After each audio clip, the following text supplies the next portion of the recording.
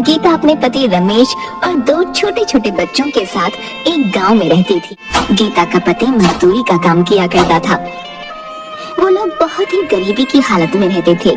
बहुत मुश्किल से 2 वक्त का खाना मिल पाता था।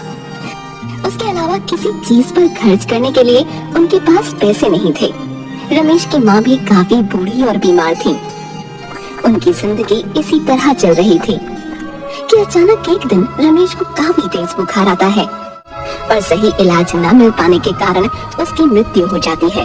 गीता के पति का एक छोटा भाई राजू भी था, जो बहुत चालाक किस्म का आदमी था। भाई की मृत्यु के बाद वो थोड़े दिन उसके परिवार और माँ की सेवा का नाटक करता है।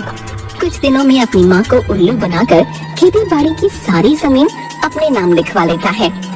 राजू अपनी माँ से कहता है, देखो माँ, भाई की तो अब मृत्यु हो चुकी है। भाभी तो जाकर खेतों में काम करेंगी नहीं, सो मुझे ही सब देखना पड़ेगा। इन कागजों पर अंगूठा लगा दो, तुमको चिंता करने की जरूरत नहीं है। बूढ़ी माँ राजू की बातों में आकर अंगूठा लगा देती है,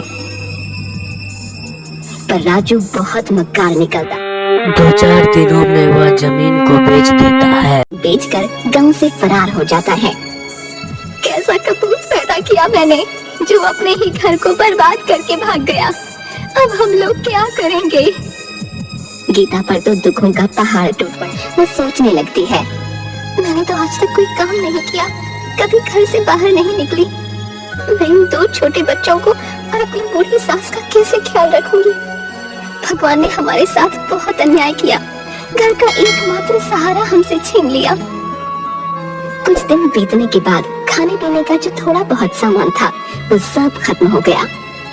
अब तो ना घर में राशन था और ना ही पैसे बचे। गीता अपनी सास से कहती है, माँ जी, जो भी पैसे जुड़े हुए थे वो सब खत्म हो गए हैं। कुछ दिन तो कट गए, पर अब आगे का कुछ सोचना पड़ेगा। आस पड़ोस के लोग उसे थोड़ी दिन मदद करते, पर धीरे धीरे सब लोग उन्हें उनके हाल पर छोड़ देते हैं। गीता अपनी बेटी से कहती है, बेटी, अब बस केवल थोड़ी सी दाल और चावल ही बचे हैं। आज का ही खाना बन पाएगा, कल से मुझे कुछ काम ढूंढने जाना पड़ेगा। मैं बहुत चिंतित हूँ कि तुम लोगों को अकेला छोड़कर मैं काम पर कैसे जाऊंगी। आप चिंता बिल्कुल न करें, आप तो भगवान की इतनी पूजा करते हैं, वो जरूर आपकी मदद करेंगे। हाँ बेटी, अब भगवान ही हमारी मदद कर सकते हैं, तुम भी उनसे प्रार्थना करना। चलो अब खाना खा लो। बच्चों और सास को खाना खिला लेने के बाद केवल थोड़ा सा ही खाना उसके लिए बचा।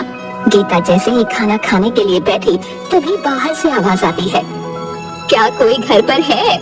इस भूखी बुढ़िया को भी खाना खिला दो। बूढ़ी अम्मा की आवाज सुनकर गीता तुरंत बाहर आती है और उन्हें बैठने के लिए कहती है। गीता ने जो अपने लिए खाना रखे थे वो उस बुढ़िया को देने के लिए प्लेट में डालकर ले आती है। ये जो थोड़ा बहुत खाना है खा लो, मेरे पास आज केवल इतना ही भोजन है, आप इसे ग्रहण कर लें। बूढ़ी अम्मा खाना खाते खाते गीता से पूछने लगती है, क्या हुआ बेटी, उदास क्यों है? गीता उस बूढ़ी अम्मा को सारी कहानी बताते हुए कहती है कि किस तरह अचानक उसके पति की मृत्यु के बाद घर का सारा भार उसके ऊपर आ गया और कमाई का कोई जरिया नहीं है। बूढ़ी अम्मा गीता की सारी बातें सुनकर उससे कहती है, तुमने ये जो दाल चावल बनाए थे इनमें बहुत ही स्वाद था, तुम्हारे हाथ में स्वाद है। घर के बाहर ही तुम दाल चावल का ठेला क्यों नहीं लगा लेती, जिससे तुम्हें घर छोड़कर कहीं जाना भी नहीं पड़ेगा और तुम्हारी कमाई का जरिया भी बन जाएगा। मैं तुम्हें एक नमक का पैकेट देती हूँ, ये एक जादुई नमक है, तुम अपने खाने में इसी पैकेट से नमक डालना, फिर देखना उस खाने का स्वाद। तुम्हारा सारा खाना हाथों हाथ बिक जाएगा और तुम्हें कभी पैसे की कोई परेशानी नहीं होगी। ये कहते हुए बूढ़ी अम्मा गीता को एक नमक का पैकेट देती है।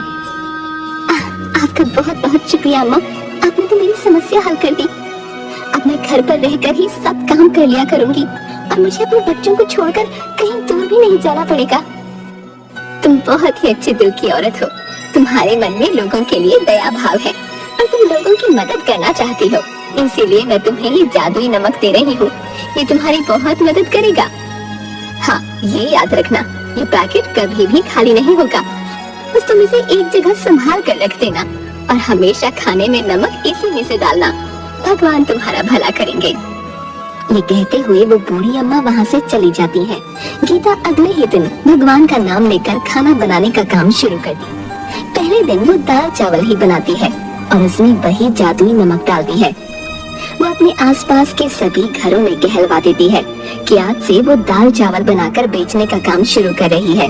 जिसे भी दाल चावल लेने हो वो उससे खरीद सकता है। पहले ही दिन कुछ लोग गीता से दाल चावल खरीद कर खाते हैं, तो उसके दाल चावल के स्वाद से वो लोग बहुत खुश होते हैं।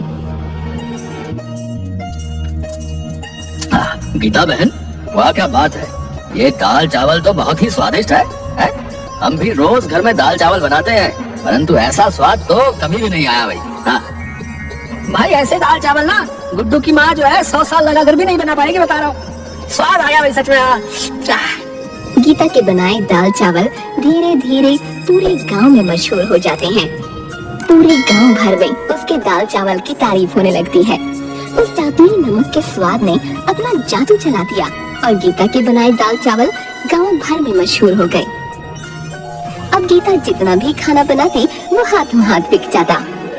गीता की अच्छी खासी कमाई होने लगी और उसके पास पैसे भी जुड़ने लगे। गीता अपनी सास से कहती है, माँ जी, हमारे बनाए दाल चावल पूरे गांव भर में सबको पसंद आ रहे हैं। सोच रही हूँ क्यों ना मैं अपने साथ काम करने के लिए एक नौकर को रख लूं और हम दाल चावल के साथ साथ सब्जी और रोटी भी बनाकर बेचेंगे, जिससे कि हमारी कमाई और बढ़ेगी। हाँ हाँ, क्यों नहीं बेटी, तुम इतने मन से और साफ सफाई से खाना बनाती हो तो खाने में तो स्वाद आएगा ही। तुम इसी तरह मेहनत करती रहो, भगवान तुम्हें सफलता देंगे। बस फिर क्या था, गीता अगले ही दिन से मुन्ना नाम के एक लड़के को अपने साथ काम करने के लिए रख लेती है। खाना तो गीता ही बनाती थी, जिसमें वो जादुई नमक डालती, परंतु खाना परोसना, ग्राहकों से पैसे लेना और उन्हें खाना डाल कर देना, ये सब काम के लिए उसने मुन्ना को रख लिया। मुन्ना काफी गरीब था और चालाक भी। जब उसने देखा कि गीता का बनाया हुआ खाना इतना बिकता है तो वो सोचने लगा, क्यों ना मैं भी किसी तरह खाना बनाकर अपना अलग ठेला लगा लूं। यहाँ नौकरी करते तो मुझे 4 पैसे ही मिलने वाले हैं, परंतु अपने ठेले से मुझे अच्छी कमाई हो जाएगी। मुन्ना अपने दोस्त से कहता है, अरे यार, ये दिन भर की नौकरी करने के बाद मेरे हाथ में तो कुछ भी नहीं आता। इतनी कम तनख्वाह में भी भला गुजारा होता है क्या? है? मैं सोच रहा हूँ जब गीता औरत होकर इतना कमा सकती है तो मैं क्यों नहीं, मैं भी अलग ठेला लगा लूंगा। जब इस काम में इतनी कमाई है तो मैं अलग से ठेला लगाकर ज्यादा मुनाफा क्यों ना कमाऊं भाई? है? कब तक उस गीता का नौकर बना रहूंगा? पर भाई, ठेला चलाने के लिए तुम्हें गीता जैसा स्वादिष्ट खाना भी तो बनाना होगा कि नहीं? है? अभी तुम कुछ दिन उसे देख देख कर उसके जैसा खाना बनाना सीख लो, तभी नौकरी छोड़ना। हाँ, ये तो बिल्कुल ठीक कह रहा है। उसके जैसा स्वादिष्ट खाना बनाऊंगा तभी तो मुनाफा होगा। मुन्ना सोचने लगता है, गीता खाने में ऐसा क्या डालती है जिससे उसके खाने का स्वाद इतना बढ़ जाता है? ये बात पता करनी पड़ेगी। यदि मेरा खाना गीता के खाने की तरह स्वाद बनेगा तभी तो बिकेगा। एक दिन छुपकर मुन्ना गीता को खाना बनाते हुए देखता है। वो बहुत ध्यान से देख रहा था कि गीता ने कोई खास मसाले नहीं डाले, बस एक डिब्बे में से नमक निकाल कर खाने में डाला। मुन्ना सोच में पड़ जाता है, बस केवल नमक मिलाने से खाने में इतना अनोखा स्वाद कैसे आ जाता है? हो ना हो इसी नमक में कोई खास बात है। यदि मैं इसका नमक का पैकेट चुरा लूं तो मैं भी इससे जो खाना बनाऊंगा उसमें वैसा ही स्वाद आएगा जैसा कि गीता के खाने में आता है। बस फिर क्या था, मुन्ना लालच में आकर गीता का नमक चुरा लेता है और चुपचाप उसे अपने घर ले जाता है। गीता की बेटी ने मुन्ना को नमक चुराते हुए देख लिया था। वो सारी बात अपनी माँ को बता देती है। गीता ये सुनकर बहुत परेशान हो जाती है कि उसका नमक चोरी हो गया। अब उस जादुई नमक के बिना वो खाना कैसे बनाएगी? वो रोते रोते भगवान के आगे प्रार्थना करने लगती है, हे भगवान, मेरी मदद करो। वो बूढ़ी माँ जी जो मुझे नमक देकर गई थी, वो दुष्ट मुन्ना ने चोरी कर लिया। अब मैं क्या करूँगी? मेरी मदद करो भगवान। गीता जैसे ही रसोई घर में खाना बनाने जाती है, वो देखती है कि वैसा ही नमक का एक और पैकेट वहाँ पड़ा है। गीता ये देखकर बहुत हैरान हो जाती है कि नमक का पैकेट यहाँ कैसे आ गया। गीता भगवान का शुक्रिया अदा करती है कि उन्होंने उसकी मदद की। वो तुरंत जादुई नमक से खाना बनाने लग जाती है। उधर दूसरी ओर मुन्ना भी उस चुराए हुए नमक से खाना बनाकर अपने ठेले पर लगाता है और सभी लोगों से कहता है, आइए आइए और मुन्ना के ठेले पर आकर स्वादिष्ट खाना खाएं। लोग मुन्ना के ठेले पर खाना खाने आते भी हैं, पर जैसे ही वो लोग खाना मुंह में डालते हैं उसे थूकने लगते हैं। अरे थू थू थू थू थू थू, हैं? इतना बेस्वाद और गंदा खाना है। इसमें तुमने नमक मसाले डाले हैं या जहर डाला भाई? हैं? थू थू थू थू थू थू। हमारे सारे पैसे बर्बाद कर दिए। ये खाना तो कोई जानवर भी नहीं खाएगा। लाओ हमारे पैसे वापस करो। सभी लोग मुन्ना को भला बुरा कहने लगते हैं और अपने पैसे वापस लेकर वहाँ से चले जाते हैं। वो बहुत दुखी होता है कि उसने तो पैसे उधार लेकर बहुत सारा खाना बना लिया था, परंतु सारा खाना बर्बाद हो गया, जिससे उसका बहुत नुकसान हुआ। अगले दिन मुन्ना रोते हुए गीता से माफी मांगने जाता है। उसे समझ में आ गया था कि एक भली औरत के साथ बुरा करने और चोरी करने का अंजाम उसे मिल गया है। वो गीता के आगे हाथ जोड़ते हुए कहता है, गीता बहन मुझे माफ कर दो। मैंने तुम्हारा जादुई नमक चुराकर फायदा कमाने की सोची, परंतु मैं ये भूल गया कि जादुई चीज तो उसी व्यक्ति के यहाँ काम करती है जिसे वो दी जाती है। मैंने लालच में अंधे होकर तुम्हारा जादुई नमक चुरा लिया। मुझे माफ कर दो और मुझे अपने पास दोबारा काम पर रख लो। मैंने तुम्हारे यहाँ नौकरी छोड़कर बहुत बुरा किया। मेरे छोटे छोटे बच्चे भूखे मर जाएंगे। मुझ पर दया करो। मैं आइंदा कभी भी तुम्हें शिकायत का मौका नहीं दूंगा। मुन्ना को इस तरह से रोते देख गीता का मन पसीज जाता है। गीता मुन्ना से कहती है, अरे अब तुम रोना बंद करो। मैं इतनी कठोर नहीं हूँ कि तुम्हें दोबारा काम पर ना रखूं और तुम्हारे बच्चों को भूखा मरने के लिए छोड़ दूं। तुम्हें अपनी गलती का एहसास हो गया, बस इतना ही काफी है। पर आगे से हमेशा ये बात याद रखना कि किसी दूसरे की चीज पर अपनी नियत खराब मत करना, क्योंकि चोरी की चीज कभी तुम्हें अच्छा फल नहीं देगी, बल्कि उसके दुष्परिणाम ही तुम्हें भुगतने पड़ेंगे। मुन्ना को अपनी गलती समझ आ जाती है और उसके बाद से वो पूरी ईमानदारी के साथ गीता के यहाँ काम करने लगता है।